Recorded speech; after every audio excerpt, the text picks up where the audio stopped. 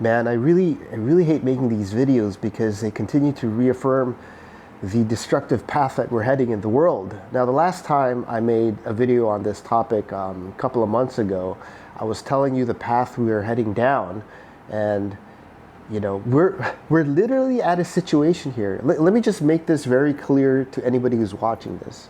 We are literally in a situation here where we're hoping, right? We're hoping that we don't get into World War III before Trump comes into office. I mean, I can't believe I'm even uttering those words, right? We're hoping and praying that we don't go into World War III before Trump comes into office? That is crazy. But that's exactly where we're at right now. And it doesn't look good. Look, let's do a quick recap of how we got to where we are right now. Basically, there was a red line, right, that the Joe Biden administration and the Pentagon said they were not going to cross, and that was allowing Ukraine to fire these long-range missiles deep into Russia. They tried to do this earlier back in September, right? There was this consideration that was going on, and the Pentagon came out and said, no, don't do it. We've run all the war game simulations, and every time we run it, it leads into nuclear war with Russia. Don't do it, bad move. And the Prime Minister of the UK in September back then flew to America that weekend to try and convince Biden to join the UK to allow the firing of these missiles into Russia, and Joe said no.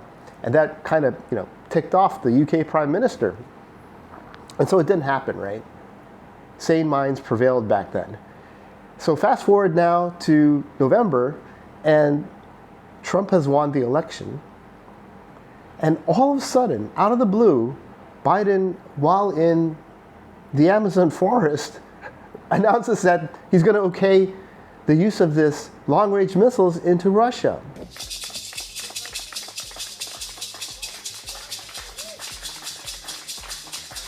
And that was kind of a surprise. I tell you, that was a surprise to everybody, including the Pentagon. Because if you look at the press conferences after that decision was made and Ukraine obliged and fired like the next day these missiles, the Pentagon basically was mum about it, right? Didn't say anything much. You can tell that they themselves were kind of surprised by this.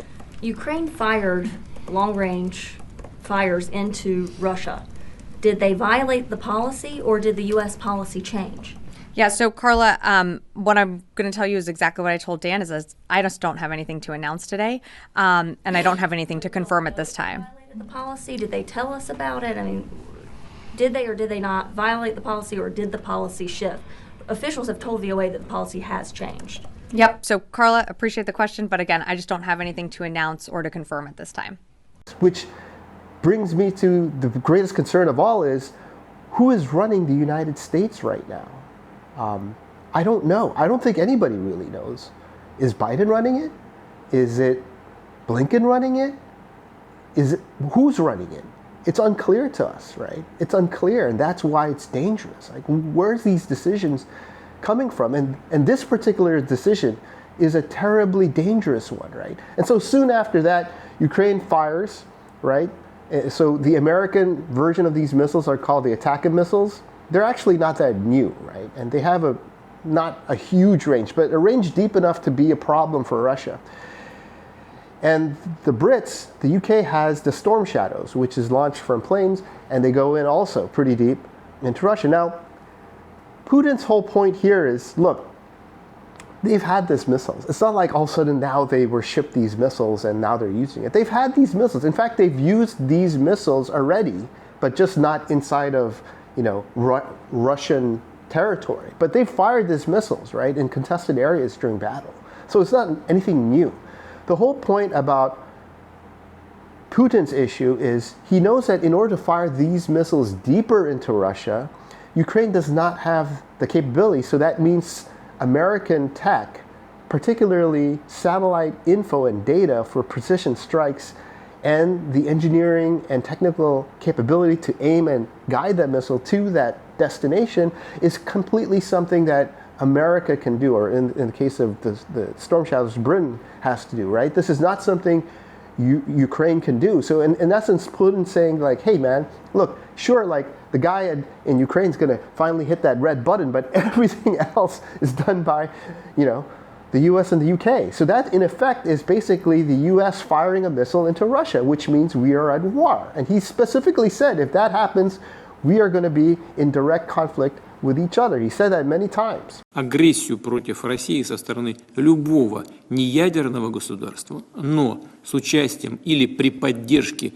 ядерного государства предлагается рассматривать как их совместное нападение на Российскую Федерацию. So what happened after they fired these missiles? Well, Putin comes out and says, look, we're changing, which he threatened to do in September already. He says, okay, now I'm going to sign the threat that I said on September into legislative action, which is he changed the nuclear doctrine, saying that now if a non-nuclear country, in this case Ukraine, fires or does an attack, okay, it could be drones, conventional weapons, or nuclears or whatever, but it's massive enough, into Russia, and that non-nuclear country, which is Ukraine again, is aided by a nuclear country, such as the UK or the United States, then Russia reserves the right to fire back with their own nuclear bombs, even if the attack into Russia was not nuclear, right? So he's saying it doesn't have to be nuclear, doesn't have to be a nuclear-powered nation, just has to be helped by a nuclear-powered nation, and that's enough for me to fire nuclear bombs into Ukraine, basically. And so, he signs that in, and everyone's like, oh, the guy's bluffing, it doesn't mean anything, right? It's just a piece of paper, he's doing psyops, trying to scare us and all that. And then, what does he do? The next day, he fires off this completely new missile, the Oreshnik, and stuns the world, right? Like, I don't think people realize the significance of what he fired. First of all, it's never been fired ever in human history, this type of a missile in combat. Ever. This is literally the first time in human history an intermediate range ballistic missile has been fired during combat to a target and successfully deployed, right? So that's just one, right? Number one, that's the first time it's ever happened. That's a significant watershed moment. That tells you he's willing to go somewhere, right? To do something that no human has ever done, he's done it, right? And he's willing to do it again. The second thing is, this missile, the truth is, it can't be stopped. Now, people say like, oh, America has a lot of like ICBMs that travel at Mach 22. The Trident II missile launched from submarines go Mach 22, so it's the same thing. No, it's not the same thing, right? Trident II missiles from a submarine are 3-stage missiles coming from underwater, and they go up really high and they then go down, and they can be shut down because they go up really high by like the THAAD missile system that the United States has, or the equivalent that the Russians had. So yeah, they go Mach 22 very fast, hypersonic, but they're not this new class of missiles that Russia just fired, right? These missiles, this Oreshnik, basically is like, it's kind of like a cruise missile that's hypersonic. Like, yeah, it's 2 stages. So stage 1, it goes up, and then while it's up, like if this was the Oreshnik, it goes up, and normally in a typical ICBM, like the ones that everybody has, the U.S. and Europe, the intercontinental ballistic missile that has nukes, they go up really high into space almost, and then they deploy, this receptacle, and then it turns around, and then within this receptacle now comes 12 or whatever nuclear warheads that drop down. That's the typical ICBM. Like the thing that Russia fired is it's a stage 1, so it doesn't go up that high, right? It's going up, and what happens is instead of like one receptacle coming out and then warhead, what happens is 6 of these, right? 6 of these come out, and these things that come out aren't receptacles. They're actually missiles, right? Hypersonic missiles traveling at Mach 10 plus, right? 6 of them coming out, and each one of these 6 missiles has 6 warheads. And what they call them MIRVs, or multiple independently retardable, like basically payloads, right? Each one of these can be like targeted precisely to strike somewhere. And so you got potentially up to 36 of these things landing at Mach 10, 12. There's no way, right? There's no way you can shoot this down. This This is not your typical ICBM, right? These are intermediate range, like they're almost like cruise. Like, imagine a Tomahawk cruise missile like going at Mach 10, 12. You're not going to shoot that down. So don't just go by the speed and hypersonic. Like understand what the missile actually is, right? And that, when something lands like Mach 10, 12, that is like tactical nuke level power without all the fallout, right? None of the radioactive and blast wave and all the damage around, right? This is, but it'll retain the payload, right, of a tactical nuke. So it's basically a tactical nuke without being a tactical nuke and being super high precision. And so this was fired. The US knew Russia was developing these weapons. What they did not know was two things: that Putin would actually pull the trigger to fire it in combat, which is, that's just first time in human history, let's take it up a notch. Then the second thing they didn't know was how, like I said, like instead of just like one coming out and then dropping, like 6 sub-hypersonic missiles were deployed, and then within each one of those 6, there's 6 additional warheads underneath, dropping at hypersonic speed. I don't think the US knew that, right? I think that was a surprise. And so this caught pretty much the West off guard, right? Because now, basically what Putin said is, I can strike anywhere in Europe, right?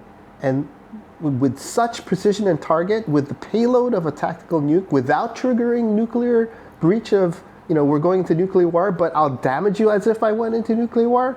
And I'll do it in a way that you have like almost no reaction time, like 10 to 20 minutes max, right? And there's nothing you can do about it because you can't shoot these things down.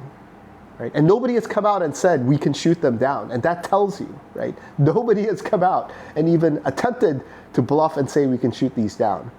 That tells you something. In fact, Putin is so sure of this that he said, the next time, if you continue shooting missiles into us, the next time we shoot this, I will actually give you a warning, right? Which he did give the US a warning when he shot the first Oreshnik out, right? Just that's because there's a protocol to follow.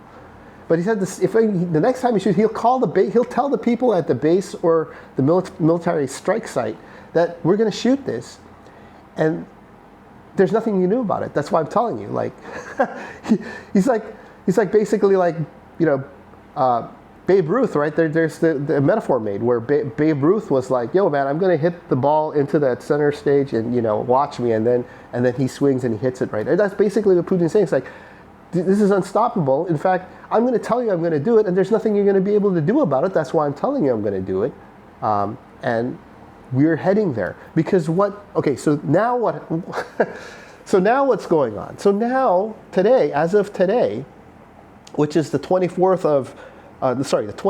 of November, actually, NATO is having an emergency meeting with Ukraine to figure out what the heck to do with this new missile, right? That tells you there's a huge impact here, right? That single missile has caused a lot of issues for them because it has changed the game. And what are they thinking? UK and France are thinking of sending troops into Ukraine, right? They were thinking about doing that before. They didn't. They may do that now, which is, now you're literally like just going into war, right? France has said, look, we can use our long-range missiles, right? Which is basically the Storm Shadows. So they actually supplied the base tech for Storm Shadows that the UK has. But France said, there's no red line, nothing we can't do. They came out and said such a thing. South Korea, my brothers in the home country are saying, look, we can't have North Korea have all the fun. We're going to supply some weapons too.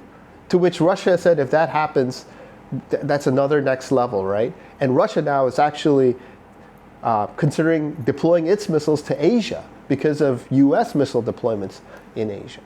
So we're clearly going up the escalation ladder here, right? The United States even considered, the fact that they even had this consideration, they were thinking about, according to the New York Times, sending nukes to Ukraine. Ukraine used to be a nuclear-equipped country, nuclear weapon-equipped country. It was taken away. The US actually considered, or was thinking and talking about sending Ukraine nuclear warheads. I mean, clearly, if that happens, it's game over, right? I mean, we're off. And so we're definitely going up the escalation ladder here, right? There is no doubt we are going up the escalation ladder. And the concern here is every single war game scenario that has been run by the intelligence agencies, and I'm not talking about mass, the mainstream media and all these guys. I'm talking about the real security intelligence community professionals, right? They all know where this leads. This leads to nuclear warfare. What do you think will happen now that Ukraine is using them and Putin retaliated, in a sense, by using this new hypersonic missile? So we war gamed this scenario, exactly this scenario back in the intelligence community. And we are right now on the escalation ladder, inching towards a nuclear war. And the reality that we are inching very steadily to the unthinkable that was gamed out by the U.S. intelligence community and the U.S. intelligence community as recently as September advised President Biden against providing the ATACMS because Putin would likely retaliate, including with lethal means, against the United States and against Europe, saying nothing about Ukraine. Ukraine is being destroyed right now. Which is exactly why all of them, it doesn't matter, all of them have been telling the powers in command not to do this, right? Including the Pentagon. And you have to listen, when these people do speak, right, people actually in the intelligence community, you'll see the huge gap between them and like mainstream media who are fed, I don't know where they get their information or propaganda from, but it's clearly not what the central intelligence agencies, right, of different countries believe. And so, we got like 2 months? 2 months before Trump comes on board. And I'm telling you, this is a very, very, very, very precarious situation. In fact, probably the most precarious situation of my entire life. We have never been closer, ever, right? I think this is actually worse than the Cuban Missile Crisis.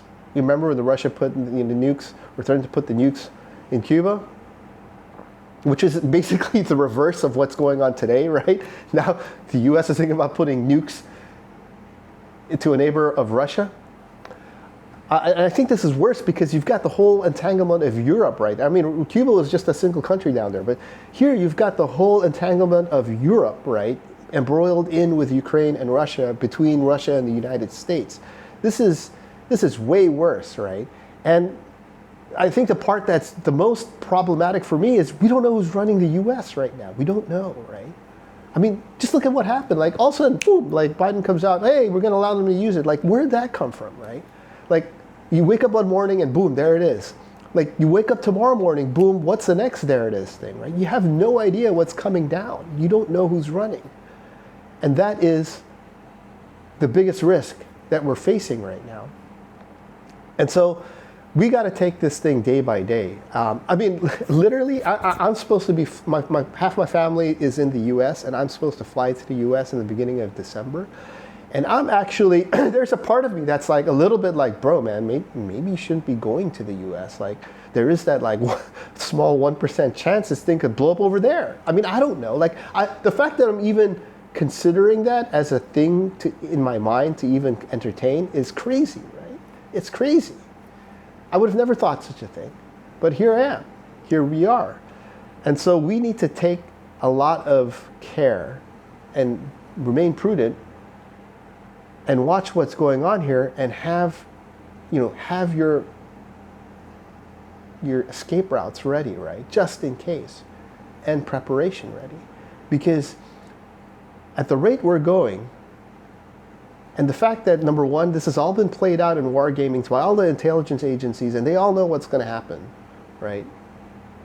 Then you couple that with, you got a loose cannon in the US because you don't know who's running what anymore there, right? You don't know who's running what anymore there. And then you have this hard deadline because there's a new administration coming in. Like if you mix those three things together, it's like a compression in an engine. You know, you got the combustion engine, like you got to take the air in, and then you got to compress everything before the explosion happens, and then you got the, you know, the engine running by itself. It's basically what's going on. We have a set timeline. We don't know. We have a volatile situation where, you know, we don't know. We have a trajectory. We know what's going to happen, and it's just this is what's going on right now. So I really hope the next video on this topic, I'm completely wrong, and we're talking about, you know, something good. Because if the next video I make on this topic and things turn for downturn, I'm going to have to kick in stage 2 and phase 2 of the plan. So be alert. Watch what's going on. Don't be fooled by misinformation. Use your mind and your brain to disseminate and assimilate information, and hang in there. See you in the next episode.